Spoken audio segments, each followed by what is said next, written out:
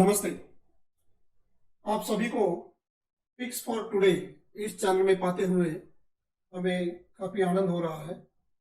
एक प्रयास है उन ट्रेडर्स के लिए जो काफी कंफ्यूज है मार्केट में, करें तो क्या करें।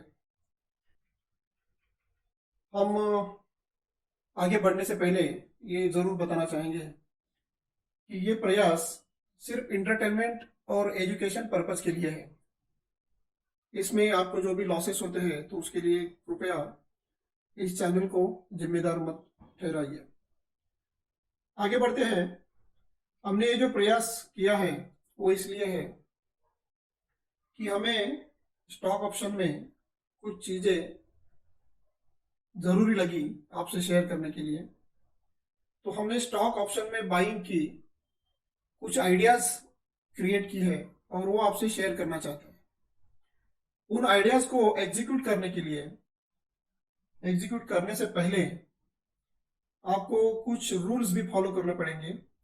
वो रूल्स क्या है हम देखते हैं कि इसमें जो पहला रूल हम जिसे कहेंगे एंट्री का, तो एंट्री के रूल में ऐसा है कि जो भी आइडियाज हम शेयर करेंगे इस चैनल के द्वारा, तो उस ट्रेड में by cash, by future, by option या बाय स्प्रेड आप किसी भी तरह से ट्रेड ले सकते हैं। मैं फिर आपको बता रहा हूं, ये ट्रेड आपको पेपर ट्रेड लेना है या वर्चुअल ट्रेड लेना है।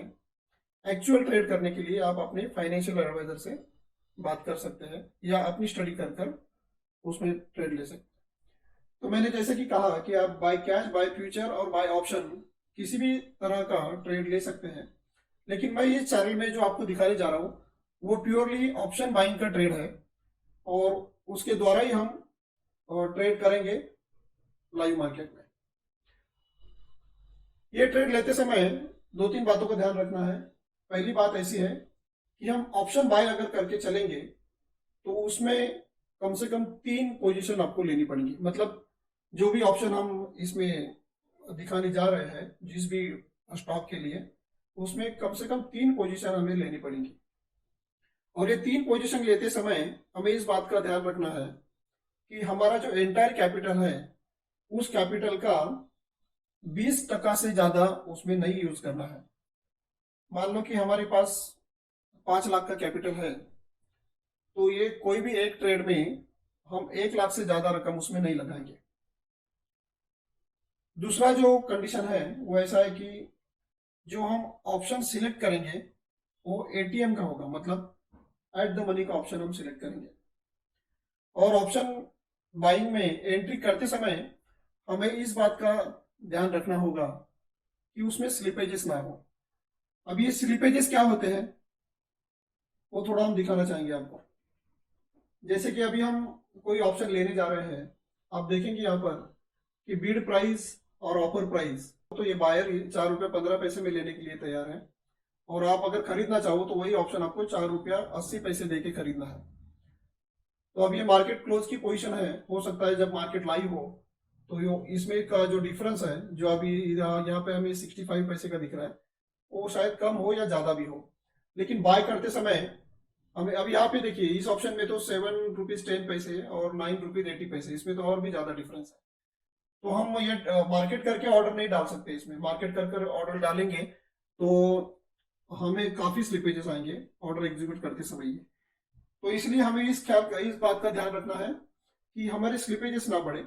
तो आप प्रैक्टिस करके आहिस्ता आहिस्ता इस बात का ख्याल रख पाएंगे कि कोई भी ट्रेड में एंट्री करते समय हमें स्लिपेजेस ना हो।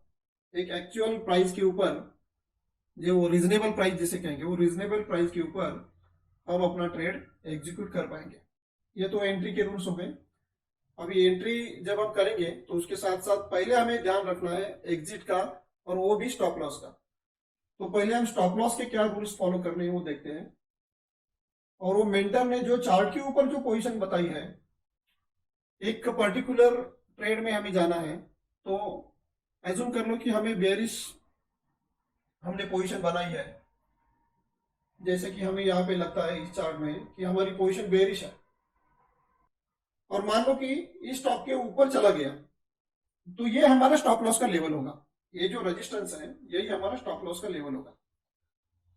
तो इस फर्स्ट लाइन को स्टॉप लॉस के रूल की आपको यह समझना है, as per given price on chart by mentor. मतलब इस स्टॉक में अगर 486 के ऊपर अगर प्राइस जाके वहां पे बंद होती है तो आपको उस ट्रेड से निकल जाना है। ये पहला रूल है। दूसरा रूल है कि हमने जिस प्राइस में ऑप्शन बाय किया था, जैसे कि इसी ट्रेड के बारे में समझते हैं, इसमें हमने अगर बेयरिश व्यू लिया है तो हम बाय करेंगे पुट ऑप्शन। और पुट ऑप्शन बाय करते समय जैसे कि ये पुट ऑप्शन हमने ये करंट प्राइस ही पकड़ना ₹4.95, तो लगभग ₹5 में हमने ये ऑप्शन बाय किया है। तो उसका 30% जो भी आता है, यहाँ पे हम दिखाना चाहेंगे आपको, ये जो ऑप्शन हमने बाय किया था ₹5 में समझे बाय किया था, तो उसका स्टॉप लॉस आएगा ₹3, क्योंकि उस ₹5 के 30% जो भी प्राइस होती है उतनी अगर कम हो जाए तो हमें बाहर निकलना है। उस सूरत में हमें स्टॉप लॉस लेके उस ट्रेड से बाहर निकलना है। और एक कंडीशन क्या है, और एक कंडीशन ऐसी है कि हमने बाय तो किया है पुट या कॉल, जो भी ट्रेड हमने लिया है, उसमें आगे के 5 दिन तक कोई भी मूवमेंट नहीं होती है पॉजिटिवली। मतलब हमने बाय किया है पुट ऑप्शन बेरिश व्यू लेके, और हमारे व्यू के अनुसार अगर प्राइस नीचे नहीं जाती है अगले 5 दिनों तक, तो उस कंडीशन में भी हमें जो भी प्राइस चल रही है वो प्राइस लेके उस ट्रेड में से निकल जाना है।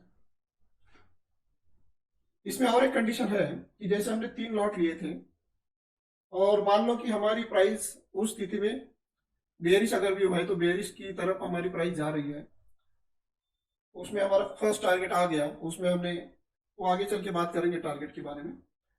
तो उस स्थिति में भी अगर हमने टारगेट लेकर बाकी जो हमारी पोजीशन है उसको हम होल्ड करके चलेंगे, तो उसमें भी अगले 5 दिन तक अगर मूवमेंट नहीं आती है तो उस स्थिति में भी हमें ट्रेड से बाहर निकलना है।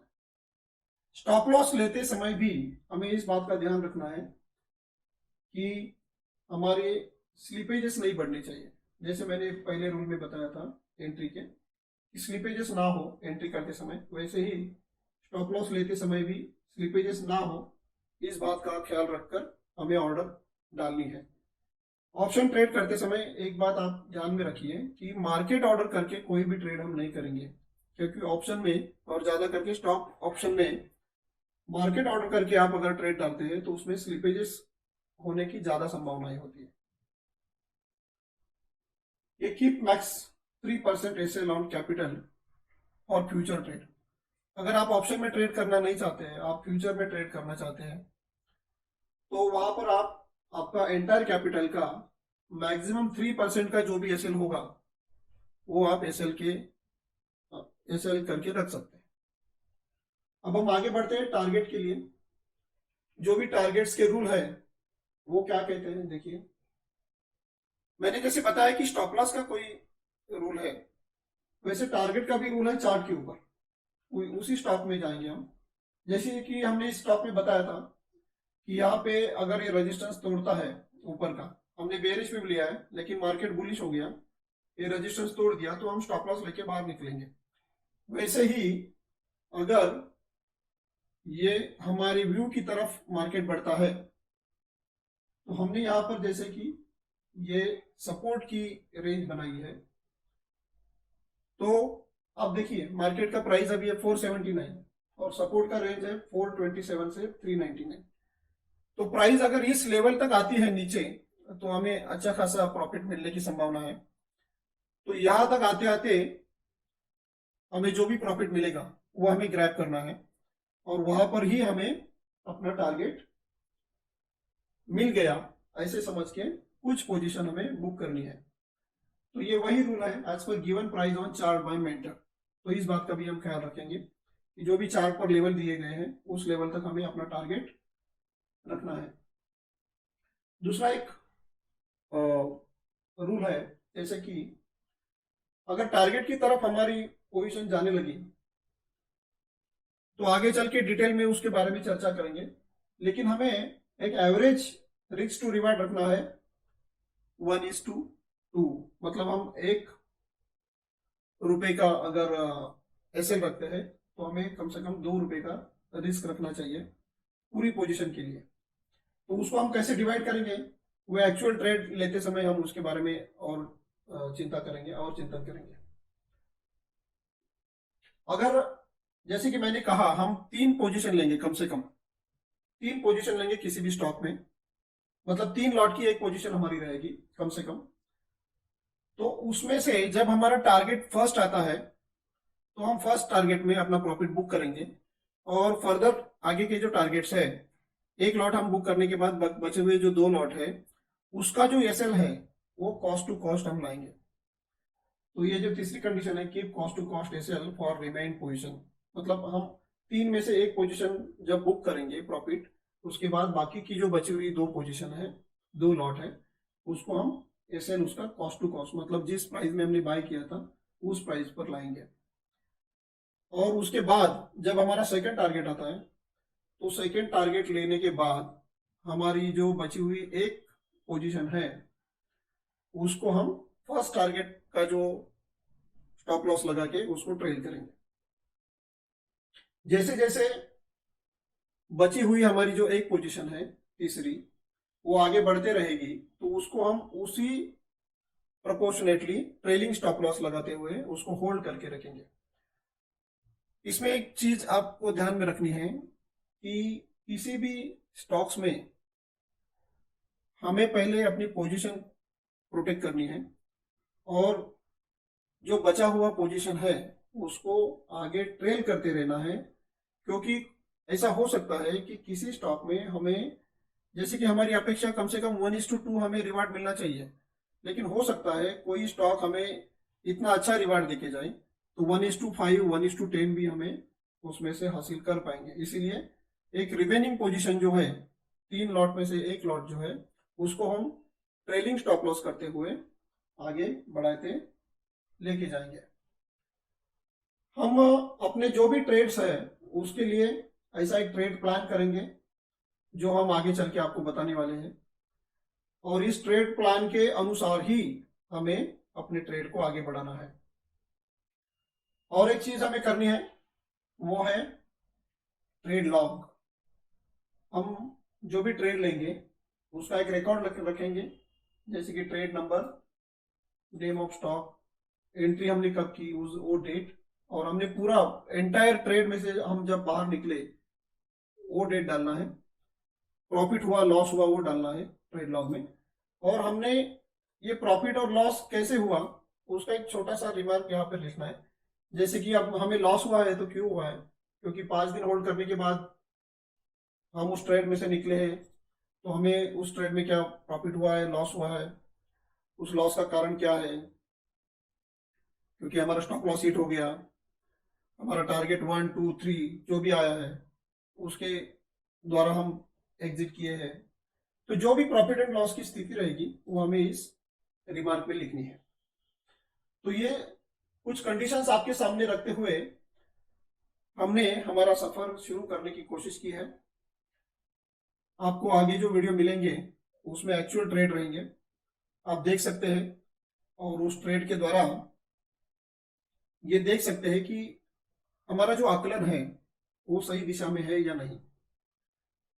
आपको उस ट्रेड के द्वारा हमारा प्रयास अगर अच्छी दिशा में जाता हुआ आपको लगे तो आप हमारे चैनल को सब्सक्राइब कर सकते हैं, उसको लाइक कर सकते हैं, और अपने पहचानने वालों के साथ उसको शेयर भी कर सकते हैं।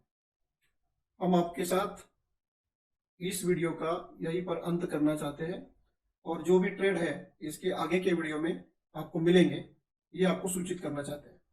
आप सभी का बहुत बहुत धन्यवाद। Thank you.